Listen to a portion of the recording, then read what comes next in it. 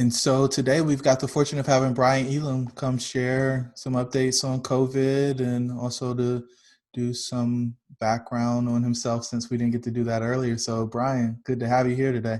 Thanks, Jerome. I appreciate it. Thanks for hosting the meeting today. Um, Good afternoon, everybody. I'm Brian Elam. Most folks know me at least a little bit, but I am a board member. I'm the secretary on the board, which means I get to try and keep notes of all the decisions that the board makes. And I will say I really do believe in this organization. That's why I'm on the board.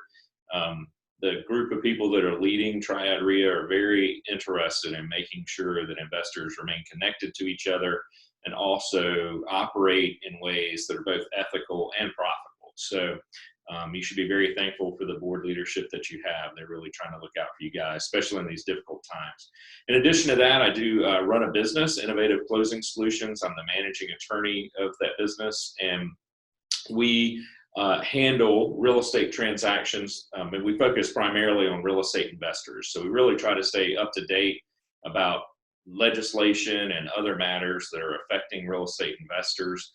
It's a really complex environment right now, and that is really what I want to talk about today. So I'm going to try and get this PowerPoint cranked up here on my end and get it started. So for those of you who were on last Thursday's call, this will be similar. I've tried to update some of the information just as things have developed here. But if you have any continuing questions after the presentation, you can, of course, put a chat question in. And Jerome, I would appreciate your help trying to monitor that so that I don't have to try and do both. Thank you. And then, but you could also email us at orders@Innovative Closing Solutions, call us, and we'll be happy to try and get in touch with you to discuss whatever is bothering you about our presentation or any other questions you have. The first thing, please do keep in mind, I am an attorney, but I'm not your attorney for the purposes of today. We're trying to have a hypothetical conversation. If you do ask questions and I answer them, I'm going to assume it's a hypothetical question. Please do not run out and act based on whatever answer I would give here. If you do have really specific questions, that would require us meeting, having a consultation to really kind of drill down and understand exactly what the best path for you is. Also,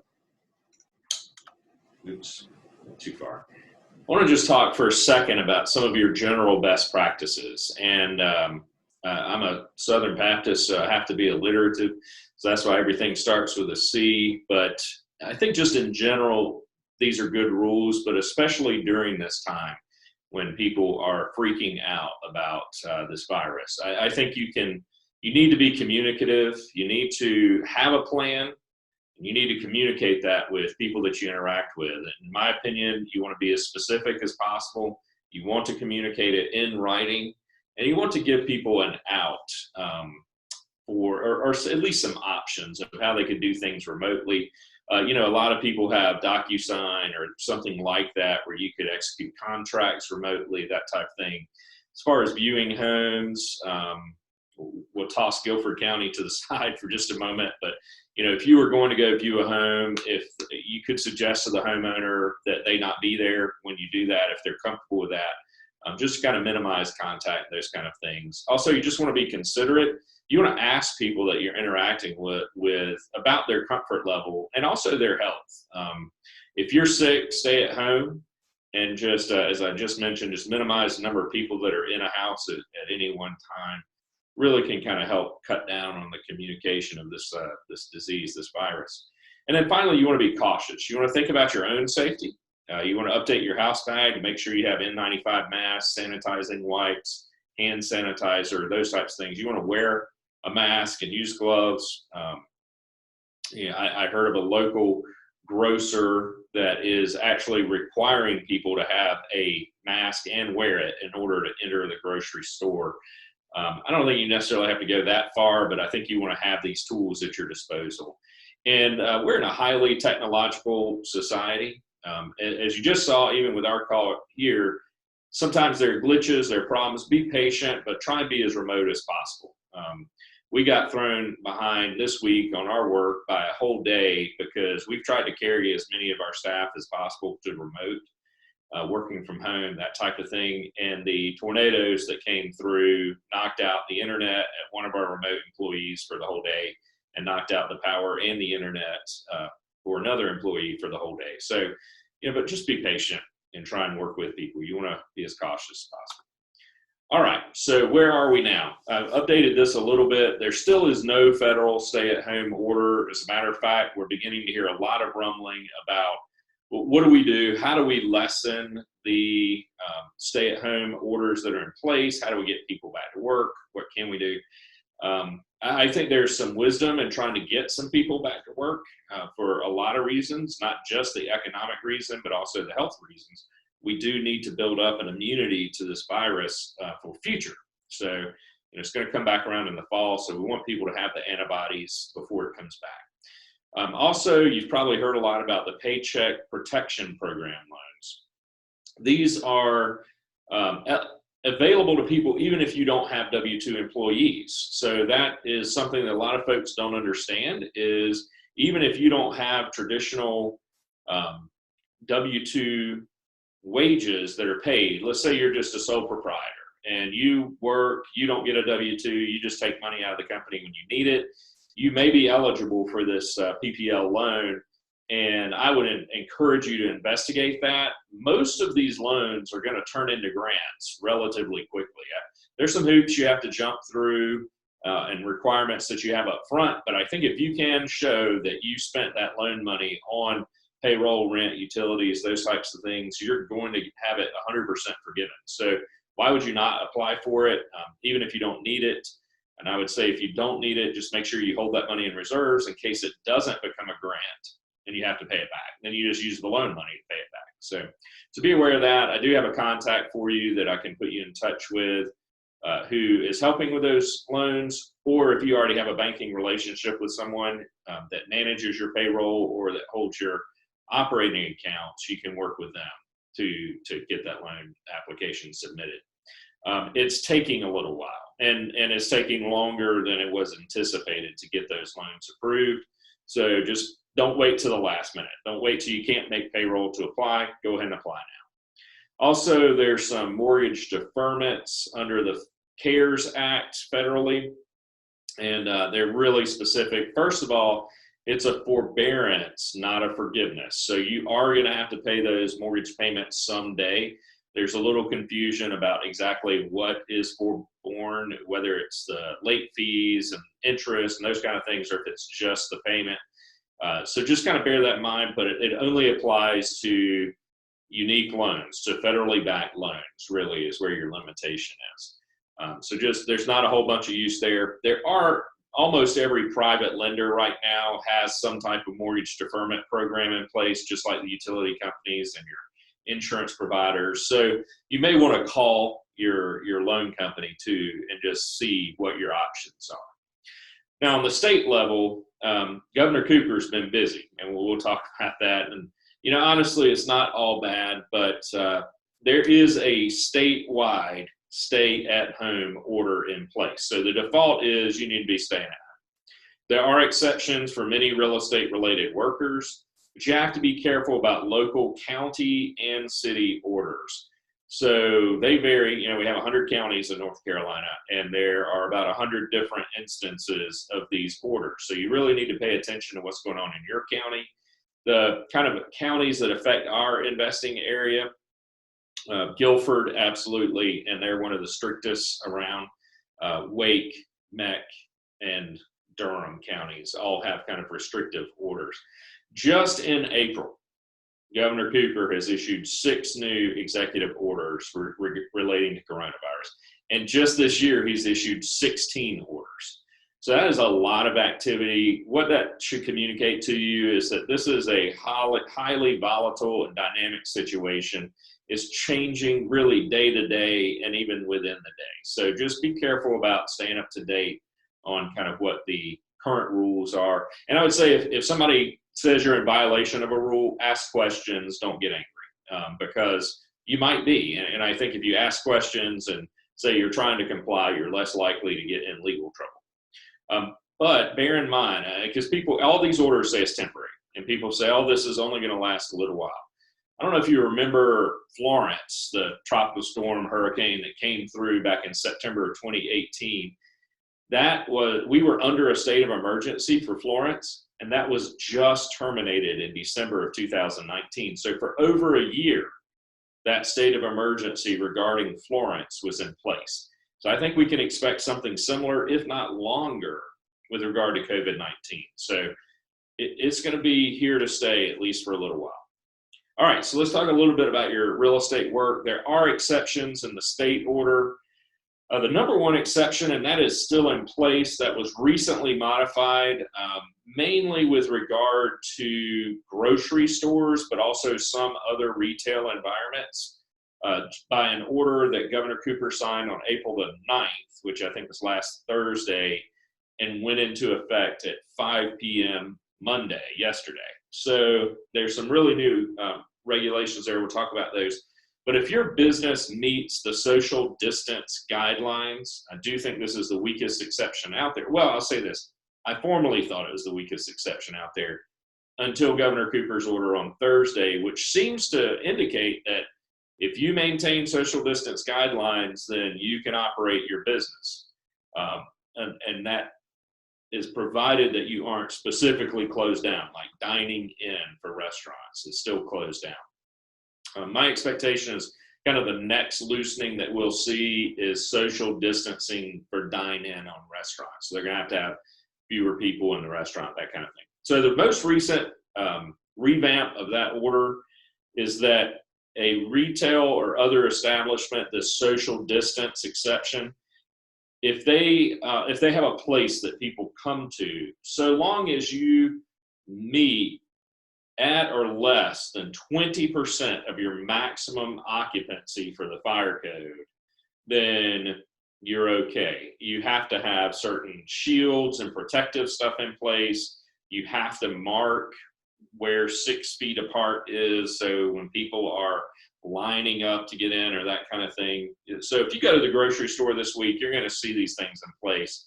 I went to the grocery yesterday, and they even have one-way directional signs in the grocery aisles so that people don't cross each other's path while they're shopping. So just be aware that there are some new rules there.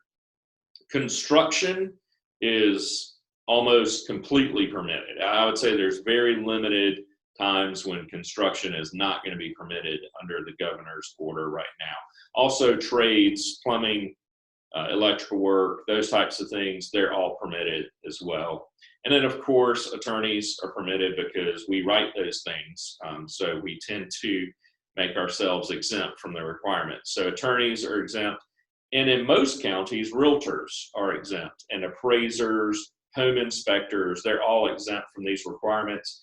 They are encouraged, and you've probably seen some of this, if you have a home inspector that you use or realtors that you work with, they are encouraged to keep distance and minimize contact with people. So we're seeing a lot less of kind of the home inspector or the contractor and the client and the realtor all showing up at the house to do a walkthrough. They're going to do it at different times. What that means is kind of our next point is everything is taking a lot longer.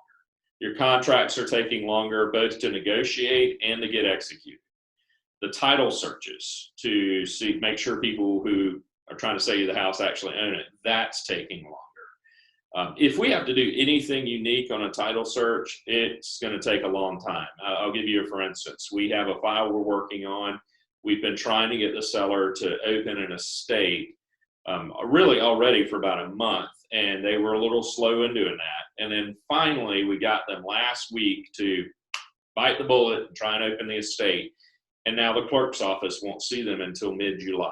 So you just know that if we're kind of dealing with some of those more unique title issues, everything is going to take a lot longer. So we really won't even be able to pick that file back up again to work on it until mid-July. Appraisals are taking a lot longer. We have a file that actually was supposed to close today, and we were communicating with the lender yesterday just to make sure everything was on track, and they said, no, the market volatility has meant that we're not going to be able to start underwriting this file for another 6 weeks minimum. So just know that you can't count on things to happen as quickly or as systematically as they formerly did. Recordings are taking forever. Most counties say that you either have to mail in or e-record for the recordings. We already are set up for e-recording in as many counties as allow it. Many counties are now saying you cannot come in at all in person. Some are saying you can come in person if you schedule an appointment. So just know all of that means everything takes a lot longer. And then the number of closings that your realtor or attorney can schedule in any one day are going to decrease because we're trying to spread closings out so that we don't have as many people in the office at any one time. So all of that means it's going to take longer. All right. Here's some questions that we've had from clients. One is, do I need a get out of jail free card?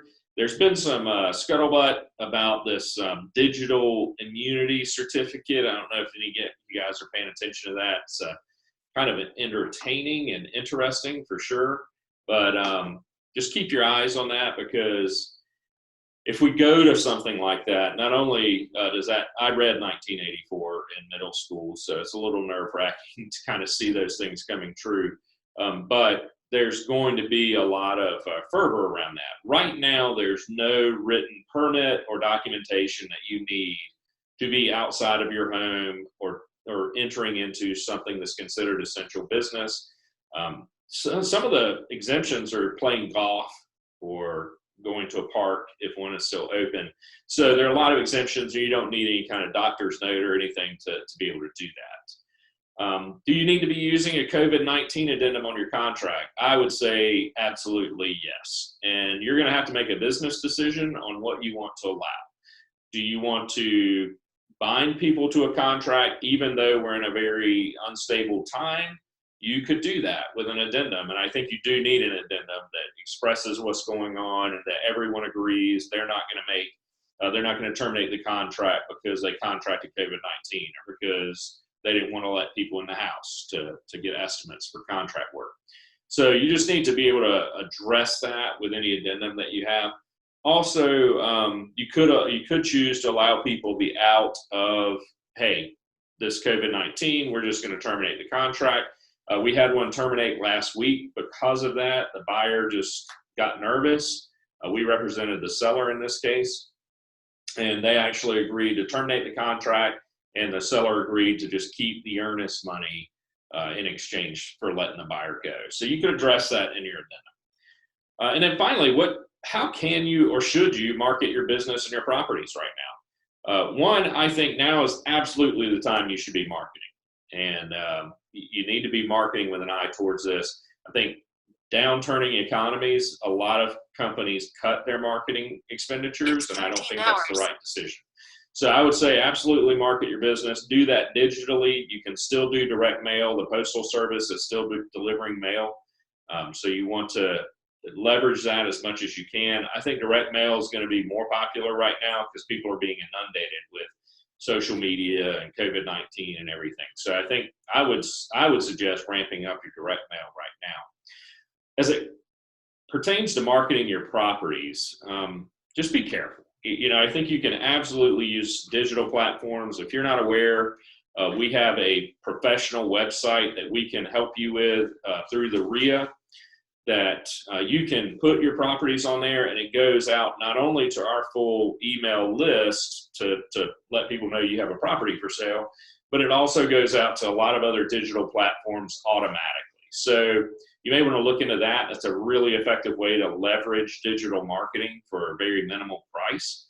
So I would recommend that. But also, again, you can leverage your own email list or your own mail marketing campaigns, those types of things. So as far as marketing a property in person, I don't think you're going to be allowed to do that carte blanche under the governor's order. Certainly you're not allowed to do that at all under the Guilford County order, and we'll talk about that in just a minute. All right, so if you're a wholesaler, if you are not planning to ever purchase the property, you're just going to sign a contract, something like that, I think, honestly, under the governor's order, you're probably out of business right now. So I know that is not good news, and I understand that, and that is very frustrating, but I do think that's the state of the law where we're at right now. Especially if you're in Guilford, Durham, Wake, or Mecklenburg County, none of those local county orders have the #1 exclusion that the governor's order has, which is for that social distancing, if you're meeting the social distancing requirements. So really for those counties, their orders are, unless you're specifically labeled an essential business in here, you're not to be operating your business. So I just don't see an exclusion for wholesalers. I think there's a weak exclusion for wholesalers in the governor's order, and that's a maybe. If you hold your head right, maybe you could be exempt. But in Guilford, Durham, Wake, and Meck, you absolutely are not. So what do you do? What do you do? I understand that people have to eat, and I understand that you need to, continue to grow and develop your business. I would just say try your absolute best to maintain social distancing, to use and leverage remote technology as much as possible, and don't be an idiot. Don't go around with large groups of people doing things. You just want to be careful of that. All right, what if you flip or you rehab? So I'm breaking this down into 2 different categories. One is if you just flip it with no construction. If this were a double close, or maybe you thought you were going to do some construction, but then you found some buyer who wants to do the construction themselves. I think you're probably going to be considered a wholesaler under most of these orders from both the governors and mayors, things like that. So just be really careful with that, because if you're not doing any work to the property, you're probably going to be seen as a wholesaler. Therefore, you probably don't have an exemption. If you are a realtor who happens to be a real estate investor who's doing wholesaling, you probably do have an exemption, because realtors are exempted from most of this stuff. So I think you can lean on your realtor concept without violating the governor's order. But not every city and county has the exemption for realtors. For instance, Guilford County does not have any exemption for realtors. As a matter of fact, they speak directly to home showings. You're not supposed to, as a buyer, you are not supposed to physically go to the property until you are under contract to buy it. And then you can only go once for the initial viewing when you're under contract to buy it, and once right before closing for the final viewing. So under Guilford County's order, which I doubt the constitutionality of, but I don't want to have to defend any of my clients in that, you are only allowed to go physically in person 2 times.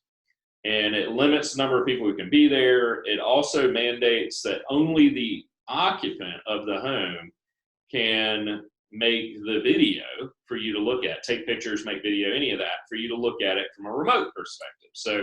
So what we are actually seeing right now, and I've gotten some feedbacks from some clients and realtors that confirm this also, is that we're seeing very, very low or no due diligence, earnest money, put the property under contract, go to look at it, and then terminate it if it doesn't meet your expectations.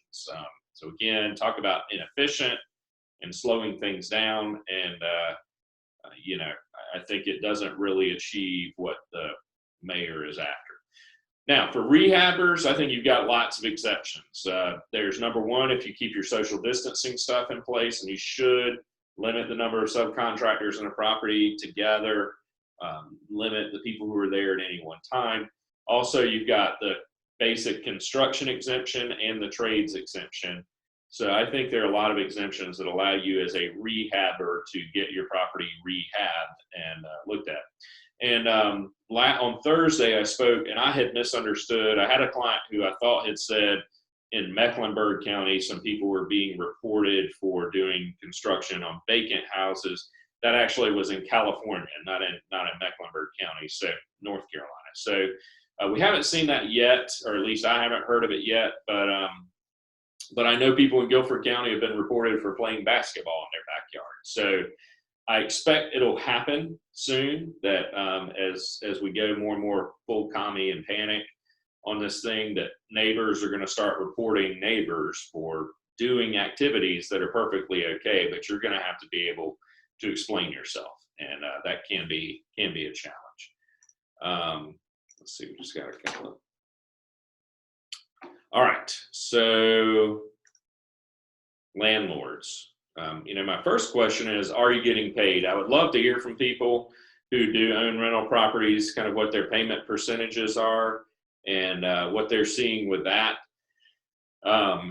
I've heard anecdotally that at least for April, the majority of our clients are getting paid around their existing numbers. They haven't seen a significant decrease in their past rental payment proportions.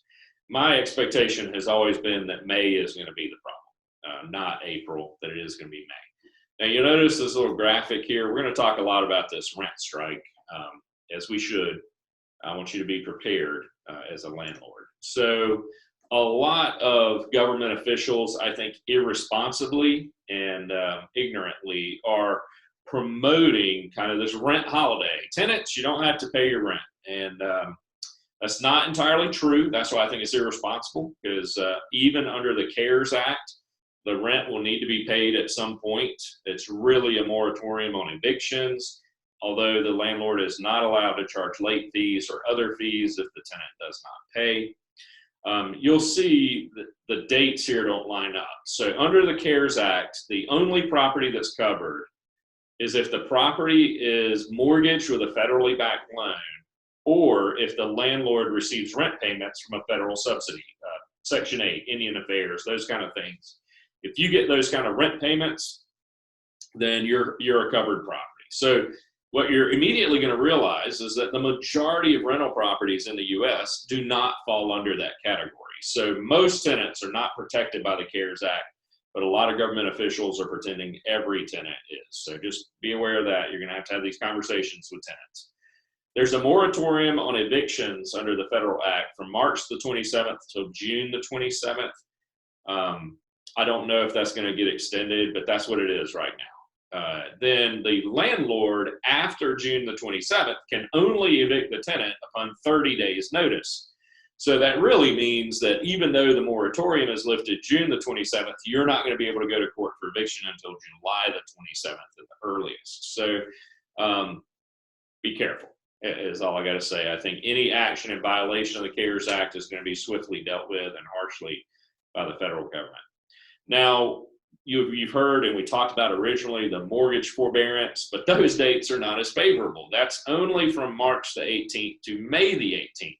So I don't understand what you're supposed to do for, the 6 weeks and really 10 weeks until July the 27th, when you can finally evict the property and try and get another tenant in there, how you're supposed to deal with your mortgage company when those dates don't line up.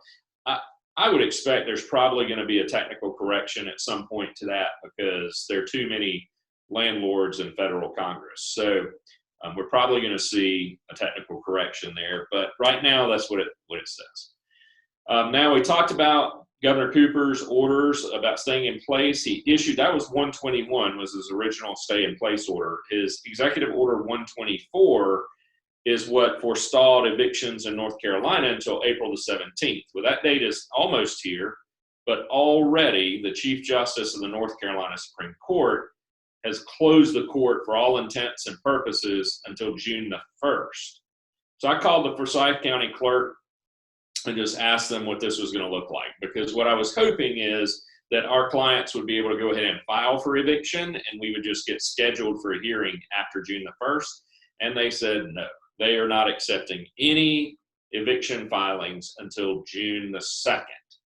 And I said, y'all are going to be very busy June the 2nd. And she was very upset. I mean, she just said, I don't know what we're going to do. We know we're going to be overrun with eviction filings June the 2nd. So just understand that right now, if your tenant is not paying, you cannot either legally or practically file an eviction on them. And under North Carolina law, you're not entitled to self-help eviction for residential tenants. So do not change the locks. Do not remove their front door for repairs or any of these creative things that landlords have done. They are getting eaten alive with this stuff. I don't know if anybody saw the viral video of the Philly landlord who sent a scathing letter to his tenants about paying the rents. But landlords are not being treated kindly in any of this. All right. So Josh Stein, he's the Attorney General for North Carolina, and he said that people want to pay their bills, and if they can, they will. And I wish I lived on the planet that Josh Stein lives on, because I'm sure there's unicorns and fairies, because that's just not our experience as landlords, right? I mean, people pay their cable rather than pay your rent, or, well, I needed to go on vacation, so I didn't pay my rent because I couldn't do both. I mean, we've heard all kinds of incredible excuses, and Josh Stein is not living in reality. It's proven here by the second quote. There's this place called Can't Pay, Won't Pay Durham, which I grew up around that area, so that is actually how people say it. That is not how it is spelled, but that is how everyone in the area says it. They're urging people to, even if they could pay their rent, they're urging people to not pay their rent, to stand in solidarity with those who've been laid off or can't pay their rent. And I don't understand that at all. I mean, I just philosophically and practically cannot understand that. If I were a tenant, I would absolutely pay my rent. I mean, when else do we stand in solidarity with the knucklehead next door who, used all his rent money to pay for his girlfriend to get a new puppy? I don't not pay my rent because he did that. So I don't understand this claim, but this is what's happening. The picture here this is in Brooklyn, New York. And these are 5 demands that the tenants of this building are making. They want free health care, no work, no paying, and no debt. And they want to release people from prison, which means New York should absolutely declare gun stores to be essential. And they want homes for everybody. The unoccupied, I don't know how you determine if a house is unoccupied, but they want unoccupied homes to just be opened up for people. This is a real thing. You can Google it. If you Google rent strike, if you do any research at all, you're going to see almost every state in the nation is affected by these rent strikes. You see it mostly in densely populated urban areas. And that's where the COVID-19 is the worst. So I kind of understand the panic and the tension and the fear, but none of this makes sense to me. Just be aware that it's out there and you may have to deal with this. So how do you deal with that? The Cheesecake Factory, I don't know if everybody's eaten there before, but the menu is like an encyclopedia and it costs 3 times as much as it should. They have already told, so in April, they did not pay, as far as I'm aware, they did not pay any of their commercial rents.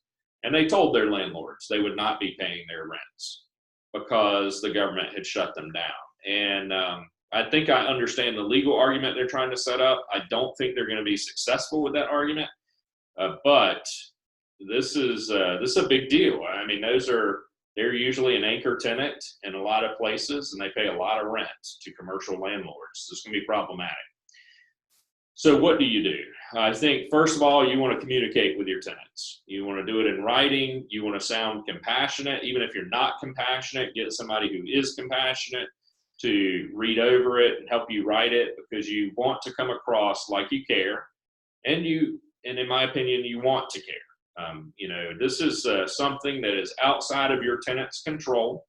The fact that they've lost their job, or they were a waiter at a restaurant and they have no hours, that's not really in their control right now. So please do have compassion for people, communicate with them, and then try to offer them solutions. In my experience, the majority of people are not solution-oriented thinkers. So they encounter a problem and all they see is the problem, and all they see are negatives. They cannot come up with solutions to the problem. So you're going to have to help them solve their problem, because their problem is your problem. If they don't pay the rent, you're in trouble. So here's some links to some organizations that can help your tenant pay their rent. Also, I think you just need to ask their tenant if they're connected to a church community or something like that, because sometimes their faith community can come around them and help them in this time of need.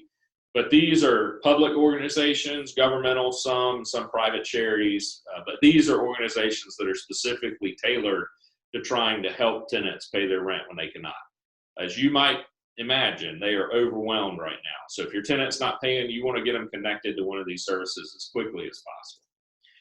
All right, so now I had some time just specifically for any questions that folks may have. So Hey, Does anybody have any questions? Brian, we had two come in already. The first, Okay.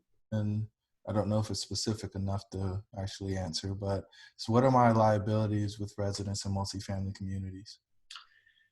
Yeah, so I'm going to assume that means uh, liabilities as far as health protection, because I agree with what you're saying, Jerome. I don't think that's specific enough to understand regarding rent payments. But I would assume that they mean, how do I keep my multifamily buildings sanitary and safe? Um, I think you, as the landlord in a multifamily environment, you're going to be responsible for the common areas. You're going to be responsible for any lobby or elevator or stairwell. So, in my opinion, you would be well served to post notices to your tenants asking them to maintain that social distance, to wear masks, to help that, just to help quell that down. And then also let them know what you're doing. Cleaning services are an essential business in this time. So I think if you brought in a cleaning service to sanitize the stairwell rail, to wipe down the elevator buttons, to make sure the exterior doors, those common area doors, if there's a laundry room, that you're cleaning all that equipment, kind of sanitizing all that stuff, you're just going to have to bear that expense as a landlord. And I understand that's an extraordinary expense right now. But I think that, because if you did not, and you had a 40 unit building and 38 people get the coronavirus, guess what? You're going to be the subject of a lawsuit. I mean, that's just the environment that we're in right now. So I would say you absolutely want to make sure you sanitize and clean those common areas. That's a great question. The second one is I live in Pennsylvania but invested in North Carolina.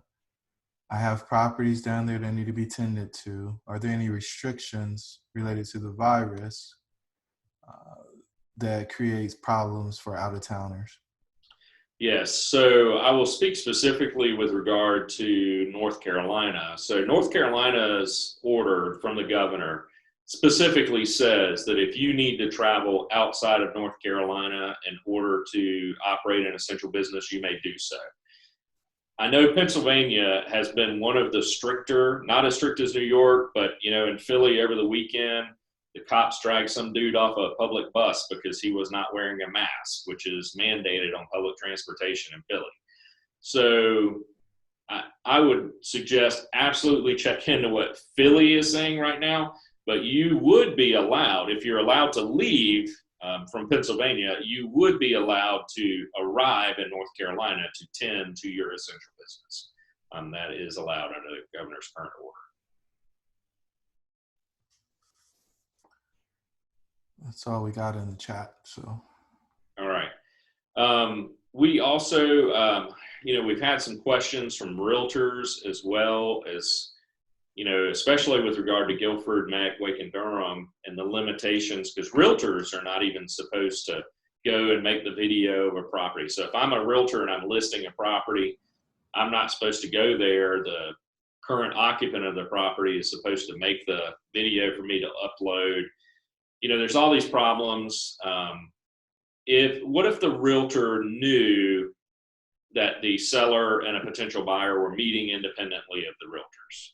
And I would just say be careful. I think the Real Estate Commission has been really clear about the encouraged behavior of realtors, and I think you're going to be seen to be going outside of the spirit of those rules and regulations if you know this is going on and you're, while not participating in it, you're benefiting from it.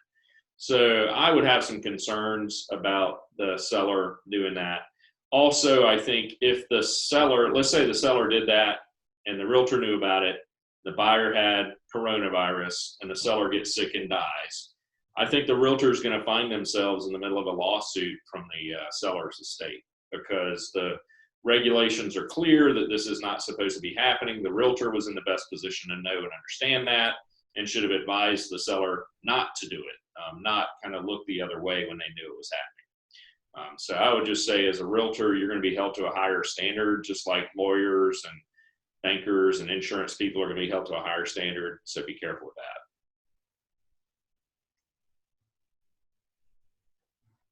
that. All right. If anybody else has any other questions, you can throw them in the chat.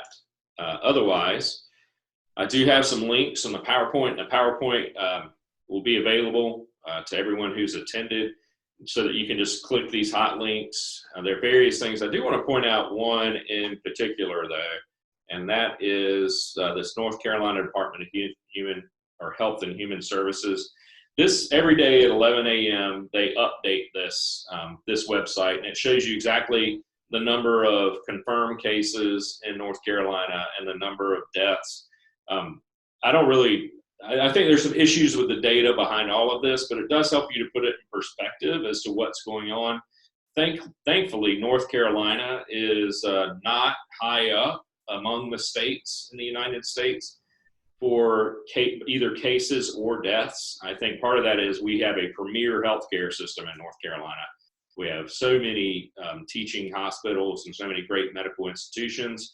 I think also North Carolinians are pretty laid back, and while I certainly see people out and about, even in our own neighborhood, we've noticed that most people are social distancing. They may be playing in their yard, but like my kids are not running over to the neighbor's house like they used to play. So I do think people are kind of paying attention to that. But that's a great website, in my opinion, to help put your mind at ease, because if you do just listen to the news, you feel like you're about to die. And the reality is you're not. Actually, most likely you will not even contract the virus. And more likely than that is if you do contract the virus, you're probably not even going to know it or get that sick. So that helps put it all in perspective. Okay. Brian. Yes, sir, Jerome. Do you have any guidance for folks who are looking to take over properties subject to or with owner financing? Yes, certainly. So one thing that I would recommend on subject twos, and of course we always recommend this on subject twos, is when you as a buyer enter into a transaction where you take the property subject to the seller's mortgage, you need to understand that in order to protect yourself both legally and ethically, you need to stand ready to pay off that seller's mortgage on a moment's notice. Now, that can either be through cash reserves, through sale of the property, or through refinance.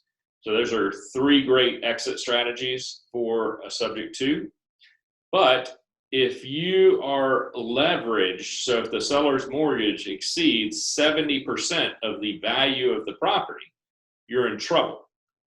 And I think we can expect property values to decline right now because the market is remaining strong right now, which boggles my mind. I mean, I guess maybe not as many people are as unemployed as it looks like, because 17 million people have applied for unemployment. But right now, the housing market is staying pretty solid.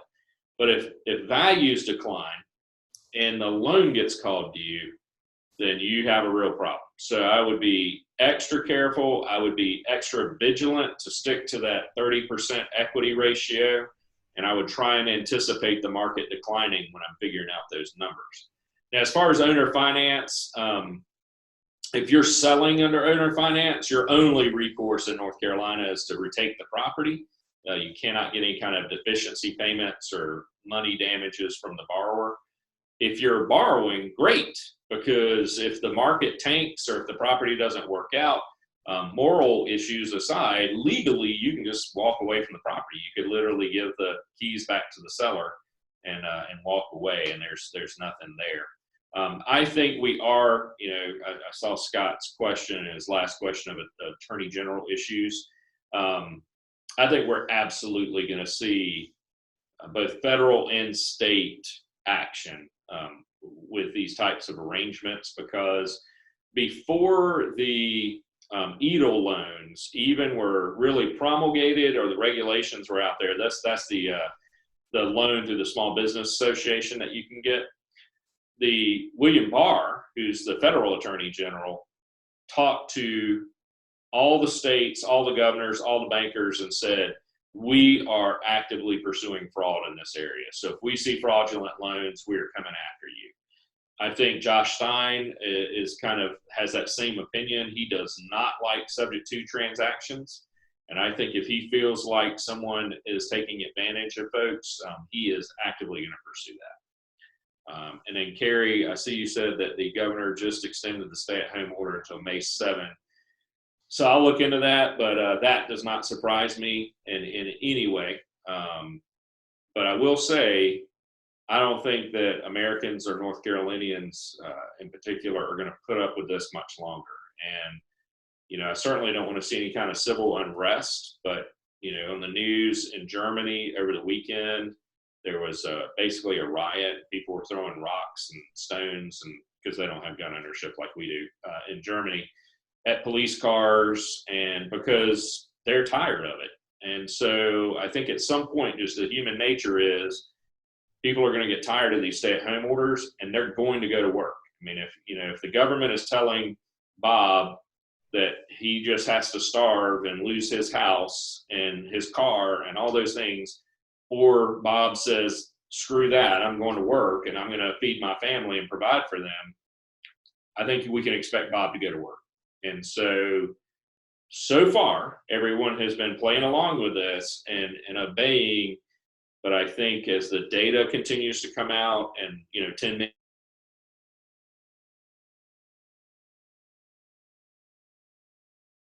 advice in their families when it doesn't look like it matters. So I don't think that's wise to extend the order, but I'm not surprised that the governor has.